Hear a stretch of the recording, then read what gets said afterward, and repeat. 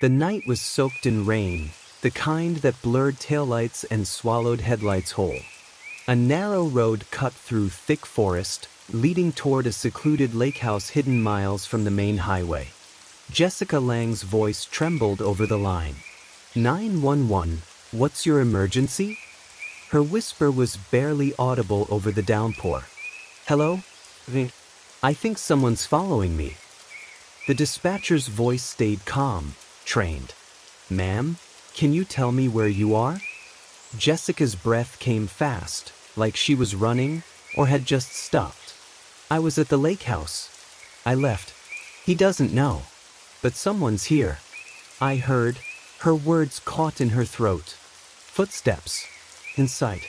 I wasn't supposed to. Then silence. A shuffling sound. A gasp. Ma'am? Are you still there? And then click. The line went dead.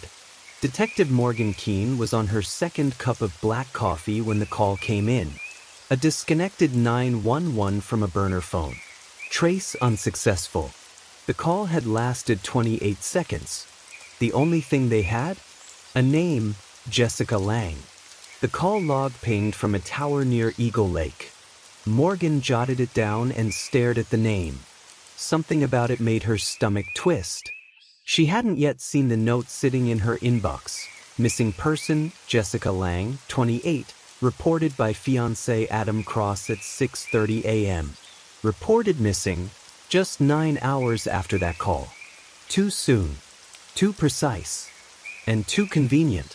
He was everything she wanted, until he wasn't. Adam Cross had the kind of face you'd trust instantly. A strong jaw, kind blue eyes, and the composed posture of a man used to command. He introduced himself as Jessica Lange's fiancé when he arrived at the Lakehurst County Sheriff's Office that morning. Pressed flannel shirt, jeans that looked like they'd never seen dirt, and not a drop of panic in his voice. She's not answering her phone, he told the deputy at the front desk. I woke up and she was gone. This isn't like her. Detective Keene watched from behind the one-way glass in the interview room as Adam sat calmly, answering questions with the polish of someone who'd been on the other side of the table before. Which, it turned out, he had. Adam Cross had served 8 years as a patrol officer with the NYPD. Left the force 4 years ago. Mutual separation was the official term. After that, he launched a small private security firm that specialized in corporate protection and high-net-worth surveillance. His record? Technically clean. No arrests. No formal complaints that stuck. He and Jessica had met a year ago at a charity fundraiser in Manhattan. She was everything he wasn't: soft-spoken, gentle, warm. A kindergarten teacher with a big heart and a habit of saying, sorry, too often. The kind of woman people described as sweet, shy, and polite to a fault. She needed someone to take care of her, Adam told Keene during the initial interview. She was scared a lot. Of everything. You know how some women are, she needed to feel safe. That's what I gave her. The detective tilted her head. What was she afraid of? Adam shrugged. Shadows. Strangers. She always thought someone was watching her. Said it started after her last relationship. Keene pressed further. When was the last time you saw her? Last night, he said. We were up at the lake house for the weekend. Her idea. Some quiet time before we finalize wedding plans. I went for a run early this morning, and when I got back, she was gone. No note. No signs of struggle. Just her car in the driveway, her shoes by the door, and her phone still charging beside the bed. Maybe she went for a walk, he suggested, but he'd already called to report her missing, less than 2 hours after waking up. A quick move for a grown woman who had only been missing since sunrise. Keene made a mental note. The apartment was quiet. Keene walked through slowly, taking in the soft pastel colors and framed pictures. Jessica with her students. Jessica with her mother. Jessica at Central Park, laughing into the sun. There was one photo in particular that caught her eye. Jessica and Adam on a sailboat. Her smile was perfect, but her body language wasn't. She was slightly turned away, leaning from him just enough for it to mean something. Keen had seen it before, subtle signs people ignore until it's too late. A man who looked perfect on paper. A woman who vanished without a trace. And a single call, lost in a storm. It was supposed to be peaceful. It was anything but. The lake house stood quietly behind a wall of towering pines, its white siding faded from weather and time. Nestled against the dark waters of Eagle Lake, it was the kind of place meant for slow mornings and unbothered evenings. No cell service, no noise, no neighbors for miles. Jessica had hesitated when Adam suggested it. "You'll love it," he said, brushing a lock of hair behind her ear. "Just you and me. No distractions. No stress." She had smiled then, the way she always did when she didn't want to argue. The truth was, the thought of isolation made her stomach turn.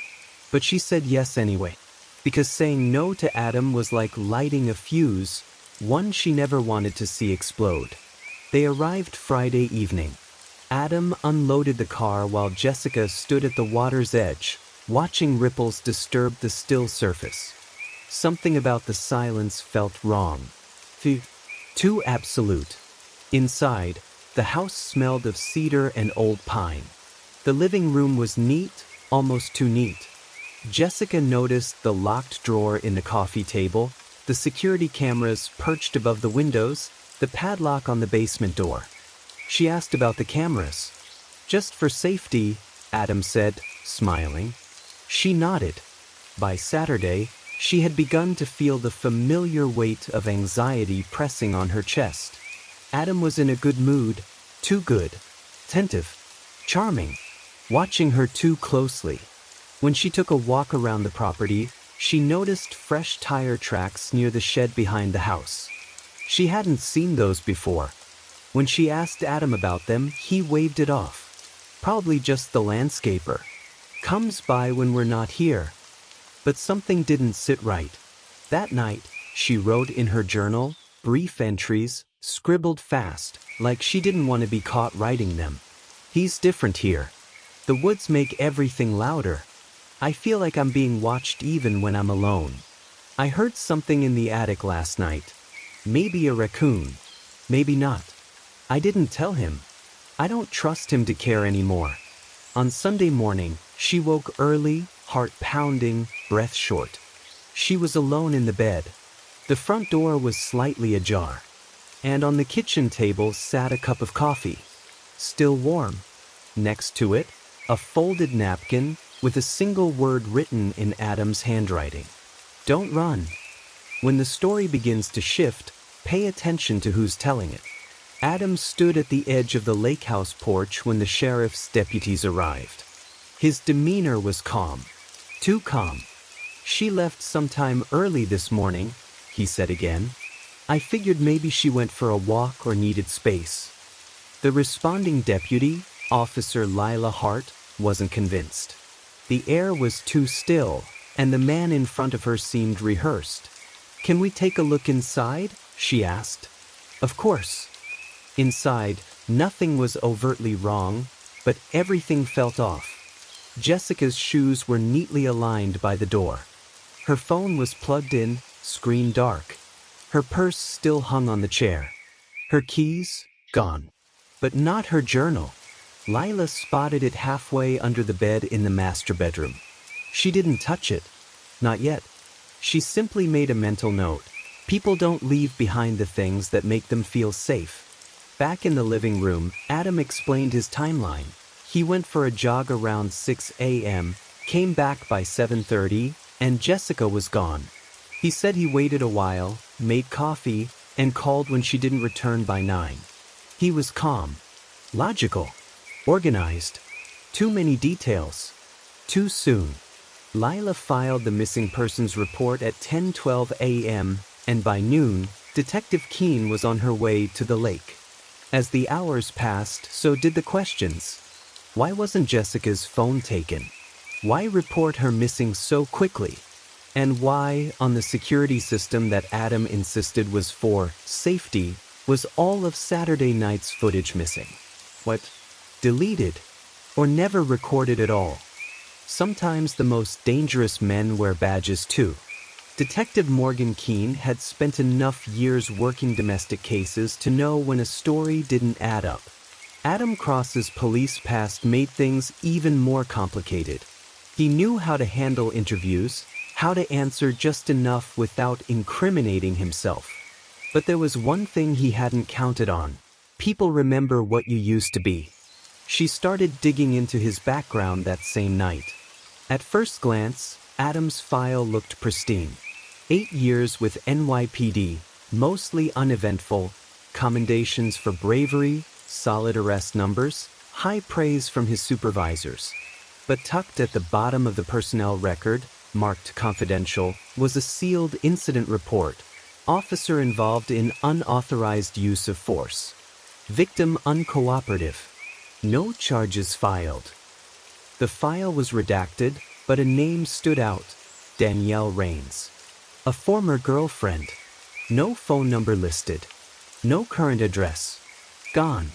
Keene stared at the report, instincts flaring. The same pattern was emerging. A woman in his life disappears from record, if not from life. And now Jessica. Later that night, Keene returned to the lake house and stood in Jessica's bedroom. Something gnawed at her. She walked to the closet and noticed that none of Jessica's heavier clothes were missing. If she'd left on foot, she hadn't dressed for it. No boots. No jacket. Only a note: "Don't run." Keene felt the chill deep in her bones.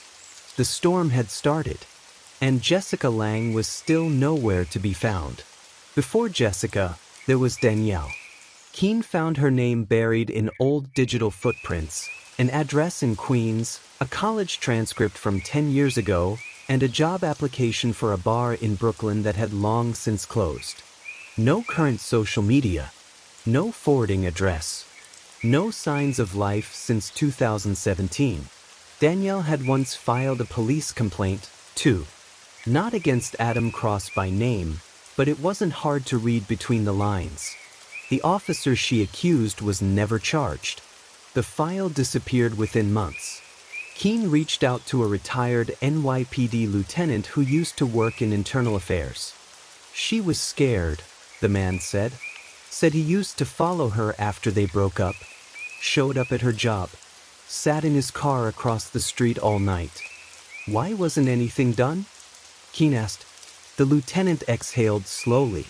Because he was one of us. And she wasn't. Back at the lake house, the search team returned with a warrant to comb the entire property. It didn't take long to find the drawer Jessica had written about in her journal. The one in the living room coffee table. It was locked, but not for long. Inside, a flash drive, a burner phone, and 3 sets of house keys. One set matched Jessica's apartment. Another matched the lake house. The third belonged to a home Jessica's mother hadn't even known she had access to, a small cottage on the edge of a private woods in Vermont, leased under Adam's company. On the burner phone, there were 6 texts, all from Jessica. I'm scared of him. He's watching me sleep. I think he hurt Danielle. If I disappear, don't believe him. He promised he'd never let me go. Please help me. Security footage at the lake house was spotty. But one thing stood out. The timestamp on the surviving clips skipped over a 1-hour window between 2:03 a.m. and 3:07 a.m. Sunday morning. Gone. Erased. The night Jessica disappeared. When asked about it, Adam was smooth. There was a power surge during the storm. I told the deputy that already. But the electric company confirmed no outages. No surges. Nothing unusual in the area. Keene brought this up in a follow-up interview. Adam smiled, then shrugged. Maybe the system glitched. His tone was colder this time. The charm had cracks now. Keen made a note. He had rehearsed the first version of the story, but he was starting to improvise now. Detective Keen requested a forensic sweep of the lake house attic after Jessica's journal hinted at sounds above. Inside the dust-heavy space, searchers found more than insulation. Buried beneath old storage bins was a sound-activated digital recorder, dead battery, but the card was intact. Keen played the audio back at the station. 2:43 a.m. Jessica's voice, low, terrified. "I'm in the closet. I think he's coming up the stairs." 2:44 a.m. A floorboard creaks. A deep voice. "Come on, Jess. Don't make me come find you." 2:45 a.m. A thump. A muffled cry. Then silence. Keen froze. Jessica hadn't vanished. She had been hunted. The third set of keys opened a cabin miles into the Vermont woods. Remote. Forgotten. Perfect for hiding something or someone. Inside, the air was stale and undisturbed. Furniture covered in sheets. Dust thick on the windowsills. But the fireplace held ashes. Fresh. A folded blanket on the couch. A wine glass in the sink. And a single photo on the fridge, held up by a magnet. Jessica, asleep. Someone had taken it from inside the room. Someone who had been watching her. Keen called in backup. She didn't say it out loud, but the implication was clear. If Jessica had been here, she might still be somewhere. Sometimes the silence in a house is louder than screams. The Vermont cabin was more than a hideaway. It was a vault. Keen brought in the forensics team at dawn. The living room floor sounded hollow underfoot. A false panel revealed a narrow crawlspace filled with plastic tubs. Inside them, women's belongings. Makeup, clothes, notebooks, IDs. Some of the names were unfamiliar. One of them wasn't. Danielle Rains. In a moldy duffel bag, they found her wallet, still holding her old driver's license. Expired. Her photo faded.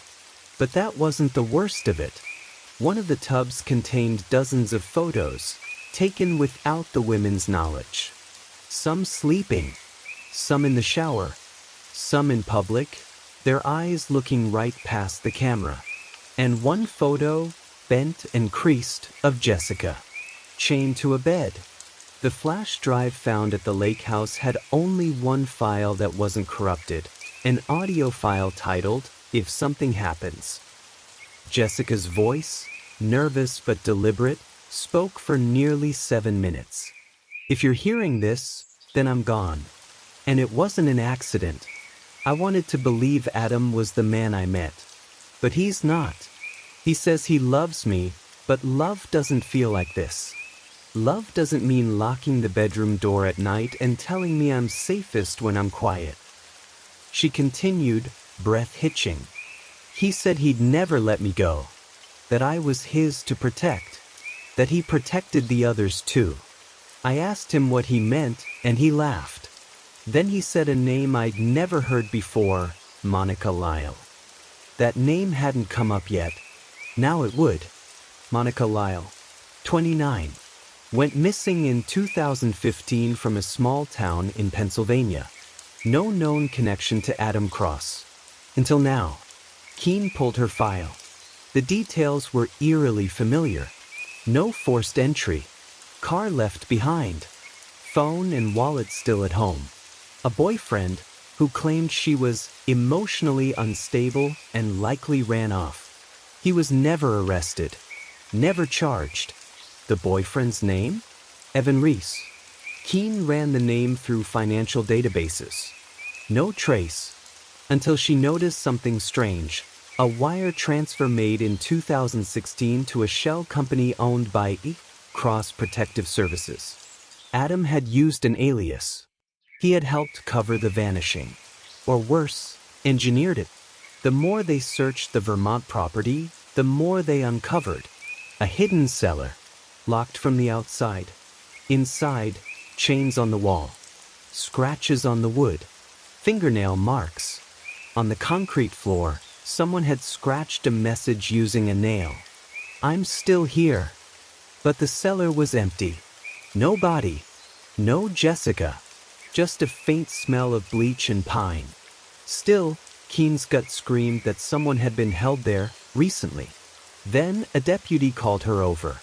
Buried behind the shed, they found a shallow grave. Inside, decomposed remains. Too early to ID. But tucked in the grave's edge was a small metal charm on a string. A butterfly. Jessica's mother later confirmed. Jessica never took it off. The forensic report came back. The body wasn't Jessica. It was Danielle, identified by dental records. Officially, she had been missing for nearly 7 years. But in truth, she'd been buried under a false name in the woods, forgotten. Keen stared at the photo from Danielle's old file. There was a light in her eyes then. Gone now. She returned to Adam's security firm records. Every client, every address, every woman who hired his company for protection. For names stood out. All of them gone. All of them with no families who pushed hard enough. All of them had once been promised safety. By the same man. Every predator has one victim who slips through. Her name was Erica Bloom. She had gone missing in 2020, but only for a week. Then she reappeared, silent and changed, and moved out of state. No police report. No media coverage. She had wanted to disappear. Until now. Detective Keen tracked her down in Ohio, living under a new name. At first, Erica refused to talk. But when Keen showed her a photo of Jessica, her hands began to shake. "I thought I was the only one," she whispered. Keen leaned in. "Tell me what he did." Erica swallowed. "He called it protective custody. Said I was being watched. That someone from my past wanted to hurt me. He took my phone, locked the doors, and told me to be grateful. He said I didn't understand the danger I was in." "And what happened when you tried to leave?" Erica's eyes filled with tears. "He said, I promised to protect you. And I never break a promise." Keen returned to the precinct with Erica's statement. But something felt off. Every step forward in the case was met with a delay. Warrant approvals slowed. Surveillance requests were denied. And Adam Cross still walked free. Then Keen found the reason why. A report, marked internal, "Do not distribute," had been filed by a deputy 4 days earlier. It claimed Jessica had been spotted alive, getting into a taxi in downtown Burlington. The attached security cam image was blurry. But Keen knew one thing. It wasn't Jessica. It was a plant. A distraction. Someone inside the department was helping Adam. She had a traitor in her ranks. And Jessica was still missing. Adam Cross's home in Connecticut had never been searched. He'd refused consent, and no judge had yet authorized the warrant. But now Keen had cause. Erica Bloom's sworn statement, Danielle's remains, and the burner phone texts. The search began at dawn. In the basement, behind a false wall, they found a room. Cold. Silent. It had no windows. Just a mattress. A camera mounted in the corner. And dozens of blank VHS tapes labeled with women's names. Jessica, Danielle, Erica, Monica, and one more, unknown 06. Keen watched a few seconds from one of the tapes. Jessica, tied to a chair, looking past the camera. Her voice calm, detached. "He says he loves me. He says I'm safest here. I just want to go home." Then a voice off camera, "Home is wherever I put you, Jessica." A forensic sweep of the room uncovered droplets of blood beneath the mattress. Enough to test. It wasn't Jessica's. It belonged to Monica Lyle, the woman who'd vanished in 2015. Keen now had confirmation Adam's safe rooms had been used as holding cells. Or worse, But still, Jessica's trail was going cold. Until one of the search team's dogs began barking near the edge of the woods. Half buried beneath leaves and stone, they found a freshly dug pit. Inside, a bloodied scarf and duct tape. The scarf matched one seen in Jessica's old Instagram photos. But there was more. Next to it, covered in dirt, was a handwritten note. "Please don't forget me. I'm still fighting." Keene pulled every cell tower record for a 20-mile radius around the Vermont cabin. One hit. Just one. Jessica's phone had pinged a private relay tower 5 days earlier. A tower that serviced a small hunting lodge, now abandoned, on state-owned land. She brought a team that night. The lodge was empty. But inside, taped to the underside of the bed, was a small voice recorder. She pressed play. "Day 6. He says he's moving me again. I don't know where, but I heard him on the phone. He said, 'The next one's coming soon.' That means I'm not the only one. He's still doing this. And I need you to find me before I disappear completely." Jessica was still alive when she made that recording. And Adam Cross wasn't finished. Some monsters don't rest. They recruit. Keene dug into Adam's recent movements. Nothing had been out of place until she accessed his firm's client logs. A new name had just appeared 2 weeks prior. Chloe Mercer, age 25. Recent college grad. Reported a stalker. Hired Cross's firm for personal protection. The pattern repeated.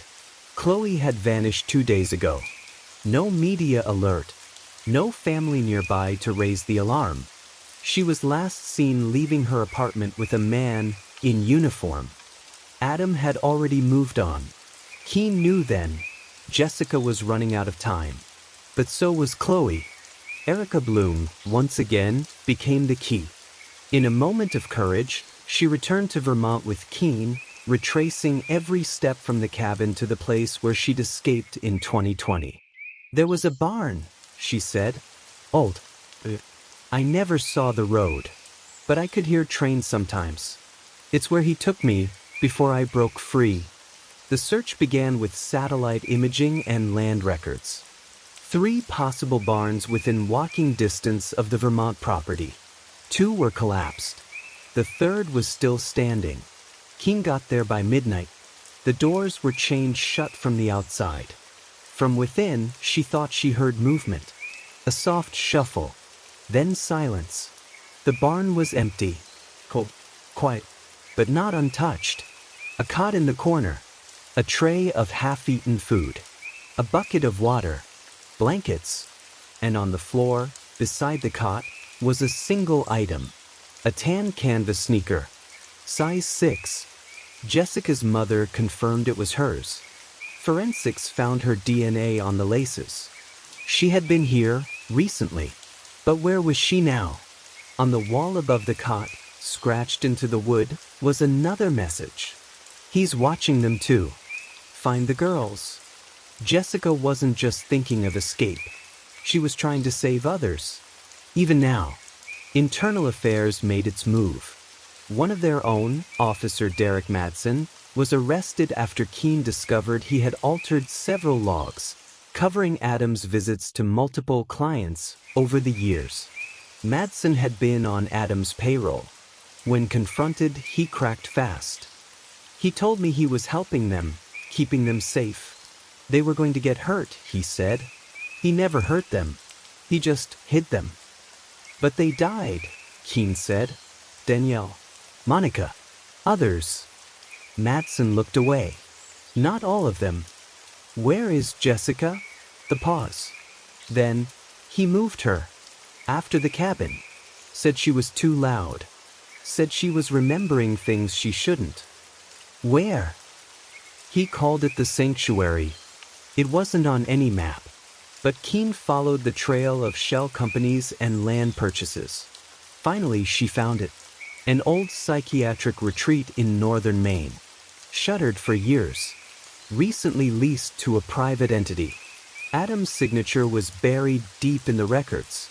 She went in alone. Just a flashlight, a weapon, and a growing pulse in her throat. The place smelled of mildew and iron. Rooms stripped of furniture. Security cameras in every hallway. And in one room, bolted from the outside, was a chair. On the wall above it, scratched with a nail, was a name. Jessica.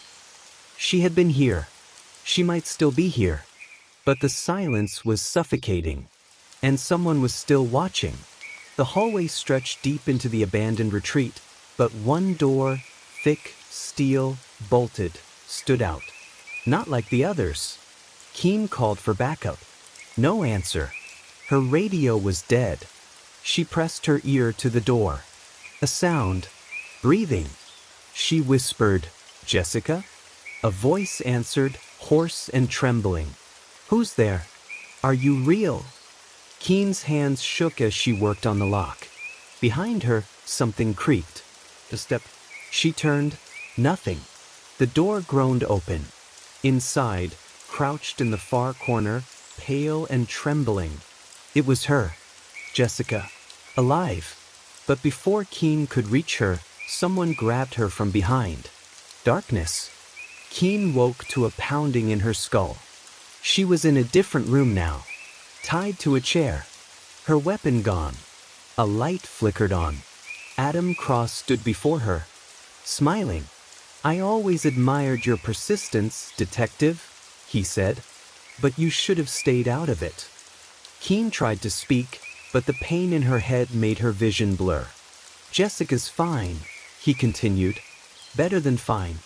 I've taken care of her better than anyone ever did." He walked behind her, whispered into her ear. "I promised to protect her. And I did. From the world. From herself.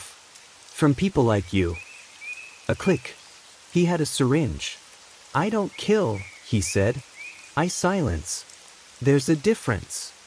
But Jessica hadn't waited quietly.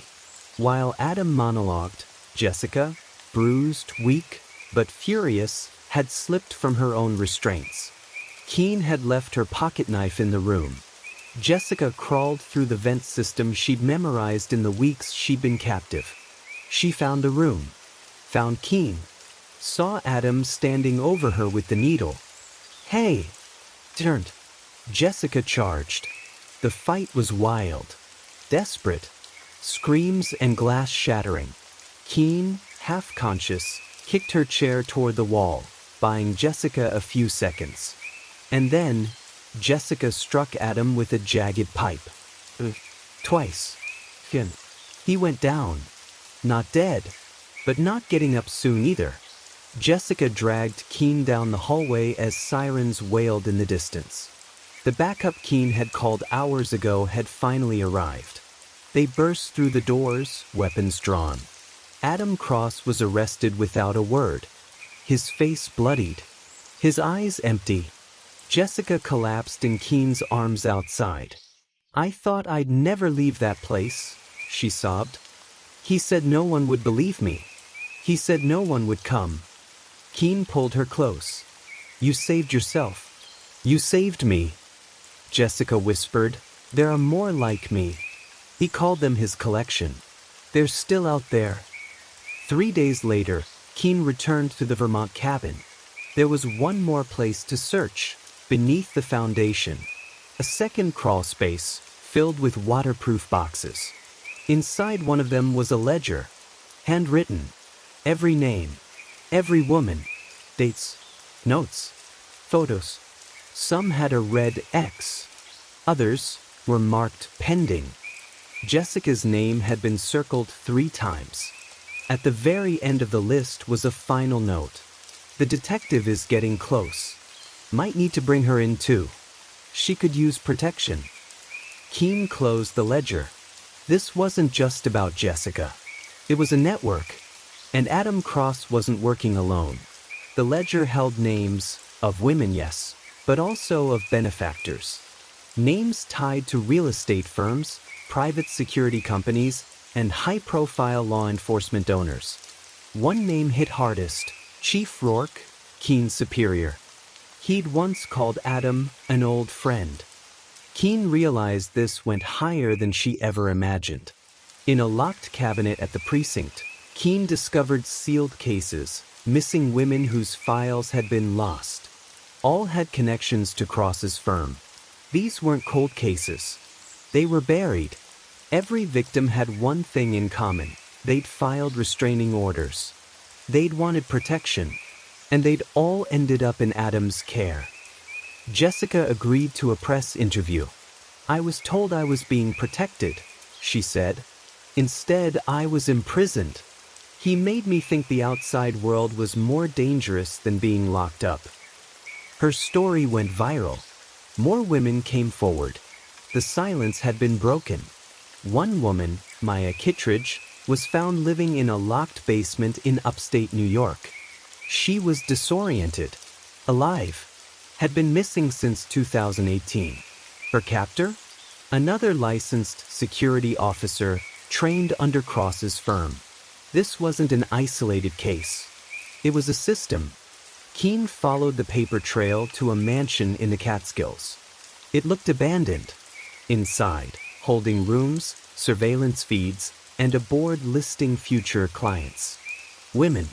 Locations. Planned retrievals. It was a trafficking operation disguised as protection.